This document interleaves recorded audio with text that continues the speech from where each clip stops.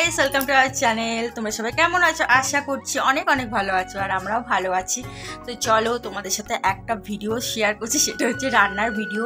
তো আমি first time ছোলার ডাল রান্নার এক্সপিরিয়েন্সটা তোমাদের সাথে শেয়ার করবো। তো অনেকেই হয়তো বিশ্বাস করছো না, কিন্তু হ্যাঁ, আমি আমার লাইফে এইটাই ইউটিউব প্ল্যাটফর্মে শেয়ার করতে চলেছি। আমি আগে কোনো দিনও বিশ্বাস করো আমি ছোলার ডাল রান্না করিনি, এই প্রথম আমি ছোলার ডাল রান্না করব। তো সেই এক্সপিরিয়েন্সটা তোমাদের সাথে শেয়ার করতে চলেছি।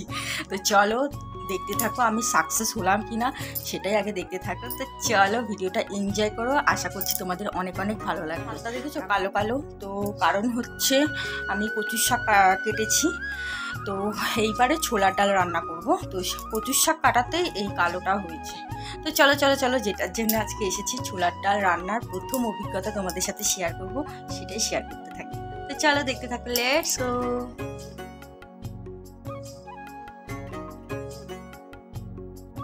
সো বন্ধুরা, ছোলার ডাল রান্নার এক্সপিরিয়েন্সটা তোমাদের সাথে শেয়ার করতে চলেছি এইবার। সো আমি কিভাবে রান্না করলাম সেটাই তোমাদের সাথে শেয়ার করি, আমি আমার স্টাইলে রান্না করেছি সেটাই শেয়ার করি। তো চলো দেখায়। তো এখানে প্রায় 400 গ্রামেরও কম ছোলার ডাল নেওয়া হয়েছে। তো চলো ছোলার ডালটাকে ভালো করে বেছে নিয়ে, এর মধ্যে অনেক সময় বাজার থেকে কিনে আনলে ইট কাকড় বালি এরকম থাকতে পারে, তো ভালো করে বেছে নিয়ে তারপরে ভালো করে ধুয়ে নেব। ধুয়ে তারপর প্রেশার কুকারে সিটি দেব। তো প্রেশার কুকারে সিটি দেওয়ার সময় আমার এত প্রবলেম হয়েছে, তোমাদেরকে শেয়ার করি সেটাই। তো আমি যেটা জানতাম যে ছোলার ডাল 2 থেকে 3টে সিটি দিলে মোটামুটি ভালোভাবে সেদ্ধ হয়, কিন্তু আগে ভিজিয়ে রাখতে হয় কিনা সেটা জানি না। বাট আমি নর্মালি ধুয়ে নিয়েছি, ধুয়ে তারপরে প্রেশার কুকারে দিয়েছি। দেওয়ার পরে 3টে সিটি দিয়েছি। দেওয়ার পরে দেখি ছোলার ডাল শক্তই রয়ে গেছে। তারপরে আবার 2টো সিটি দিয়েছি। দেওয়ার পরে মোটামুটি দেখছি একটু শক্ত নরম হয়েছে। আমি ভাবলাম এটা মনে হয় রান্নার জন্য ঠিকঠাক আছে।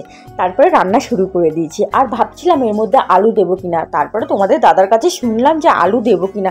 ও আগে বললে আলু দিয়ে ছোলার ডাল রান্না করবে না, তাহলে আমি খাবো না। তারপরে আলুটা ক্যান্সেল করে দিয়েছি। তাহলে দেখো কি কি মশলা দিলাম।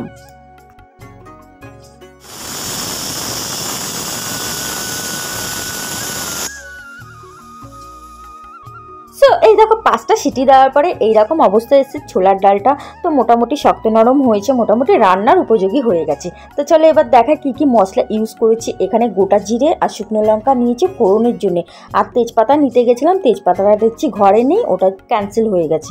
আর দেখো কি কি মশলা ইউজ করব। তো এখানে আদা গ্রেট করে রেখেছি, কাঁচালঙ্কা 4টে চিড়ে রেখে দিয়েছি, এখানে স্বাদ মতো লবণ নিয়ে নিয়েছি, আর জিরের গুঁড়ো হলুদ গুঁড়ো নিয়ে নিয়েছি, 1 চামচ করে নিয়ে নিয়েছি। হলুদ গুঁড়োটা একটু সামান্য বেশি নিয়েছি, কারণ কালার হবে যেহেতু। আর এখানে নিয়েছি ভাজা মশলা। এই ভাজা মশলাটা আমি রেডি করে রেখেছি আগে, বাড়িতে এটা আমার বানানোই থাকে। জিরে আর ধনে ভেজে নিয়ে তারপরে বানিয়েছি। তো যাই হোক, এবার কড়াই চাপিয়ে দিয়েছি। কড়াইতে সাদা তেল দিয়ে দিলাম। সাদা তেলের ওপরে ফোড়ন দিয়ে দেবো। ওই যে দেখিয়েছিলাম গোটা জিরে আর শুকনো লঙ্কা, এটা দিয়ে দেবো। তো জিরেটা দিয়ে আমি ভালো করে ভেজে নেব। জিরে বেশি করে ভাজলে না সেন্টটা একটা সুন্দর বেরোয়। অনেকে আছে না জিরেটাকে কম ভাজে, ভাজার পরে রান্না শুরু করে দেয়, কিন্তু আমার মনে হয় জিরেটা একটু বেশি ভাজলে, লাল হয়ে গেলে তারপরে রান্না করলে সেই রান্নাটা অনেকটা সুস্বাদু হয়। তো যাই হোক, দেখো মোটামুটি এক এক করে সবই দিয়ে দিয়েছি। শুকনো লঙ্কা গ্রেট করে রাখা, আদা লঙ্কা কুচি, জিরের গুঁড়ো হলুদ গুঁড়ো সব দিয়ে ভালো করে মিশিয়ে নিলাম। এরপরে দিয়ে দিচ্ছি লঙ্কার গুঁড়ো। লঙ্কার গুঁড়োটা আমি দেখাইনি, বাট আমি ভাবছি একটু কালারের জন্য লঙ্কার গুঁড়ো দিলেও হয়, তো সেই জন্য সামান্য একটু লঙ্কার গুঁড়ো দিয়ে ভালো করে নেড়ে চেড়ে নিয়ে তারপরে ছোলার ডাল, সেদ্ধ করা ছোলার ডালটা ঢেলে দিয়েছি।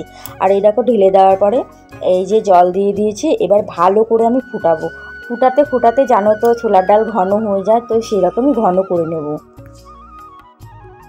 সো দেখো বন্ধুরা, ফোটানোর পর কতটা ঘন হয়ে এসছে। তো তোমাদেরকে একটা কথা বলি, যেটা না বললে নয়। এই ছোলার ডাল রান্নাটা আমি পুরোপুরি আমার 2টো ইউটিউবার দিদির থেকে শুনে নিয়েছি। আর দিদিদের নামটা আমি বলে দিই, একটা হচ্ছে মান্তু দি আর একজন হচ্ছে প্রিয়াদি। তো এই দুজনের থেকে ভালো করে আমি শুনে নিয়ে তারপরে এক্সপিরিয়েন্সটা শেয়ার করলাম, আর ভীষণ ভালো হয়েছে খেতে। তো যাই হোক, লাস্টে আমি কী দিলাম দেখো, ছোলার ডালটা প্রায় হয়ে এসেছে। তার আগে আমি জানিয়ে দিই, ওই 2জন দিদিকে আমার তরফ থেকে অনেক অনেক ধন্যবাদ। তো যাই হোক, শেষে আমি কি দিলাম, চিনি দিয়েছি, ভাজা মশলা দিয়েছি, ঘি দিয়েছি, আর দিয়েছি গরম মশলা। এই দিয়ে ভালো করে নেড়ে চেড়ে নিয়ে ছোলার ডালটা আমি রেডি করে দিলাম। আর তোমরা কিন্তু অবশ্যই কমেন্টসে জানিও আমার ফার্স্ট টাইম ছোলার ডাল রান্নার এক্সপিরিয়েন্সটা কেমন ছিল। আর যা যা দিয়েছে মোটামুটি আমি ডেসক্রিপশন বক্সে লিখে দেবো, তোমরা সেখান থেকেও ফলো করতে পারো। আর দেখো ছোলার ডাল রেডি হওয়ার পরে কতটা সুন্দর সর জমেছে, তার মানে টেস্টি হয়েছে। আমি শুনেছি বড়দের থেকে যে যেই রান্নায় সর পড়ে সেই রান্না কিন্তু খেতে অসাধারণ হয়, কিন্তু সত্যি এত অসাধারণ খেতে হয়েছিল। আর তোমরা বলো তো দেখে কতটা সুন্দর লাগছে।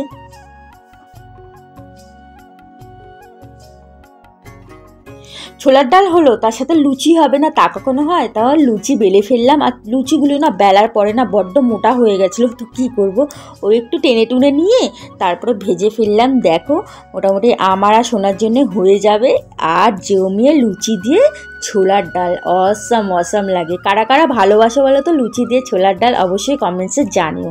তো যাই হোক, লুচি মোটামুটি আমার ভাজা হয়ে গেছে, এইবার সার্ভ করে নেব। দেখো একটা থালার মধ্যে 4টে লুচি দিয়ে ছোলার ডাল দিয়ে সার্ভ করে নিলাম। আর সোনাকে সামনে বসিয়ে দিয়েছিলাম যে সোনা তুমি বসো, তোমাকে এটা শো, তুমি তো খাবে না 4টে লুচি, একটা লুচি খেয়ে উঠে যাবে, তুমি জাস্ট বসে থাকো, জাস্ট দেখো। আর ও বারবার বলছে মা এটা কি ঘুগনি? আমি বলছি হ্যাঁ। আসলে কি বলো তো, ছোটো তো, ছোলার ডাল কি ও জানেই না, তো ঘুগনি বলে ওকে চালিয়ে দিয়েছে। আর ও তো মোটামুটি একটা লুচি দিয়ে মোটামুটি খেলো দেখলাম, তো বললো মা খুব ভালো হয়েছে। তো যাই হোক, মানে শুনেও খুব ভালো লাগলো। আর তোমাদেরও কেমন লাগলো তোমরা অবশ্যই কমেন্টসে জানিও। আর ভালো লাগলে একটা লাইক কমেন্ট শেয়ার এবং অবশ্যই সাবস্ক্রাইব করে দিও। আর যারা নতুন আসছো প্লিজ সাপোর্ট করো। তো চলো আজকের জন্য টাটা বাই বাই। আর আমার এই ফার্স্ট টাইম ছোলার ডাল রান্নার এক্সপিরিয়েন্সটা তোমাদের কেমন লাগলো অবশ্যই জানিও। তাহলে আজকের জন্য টাটা বাই বাই, নতুন ব্লগের সাথে আবার দেখা হচ্ছে, টাটা।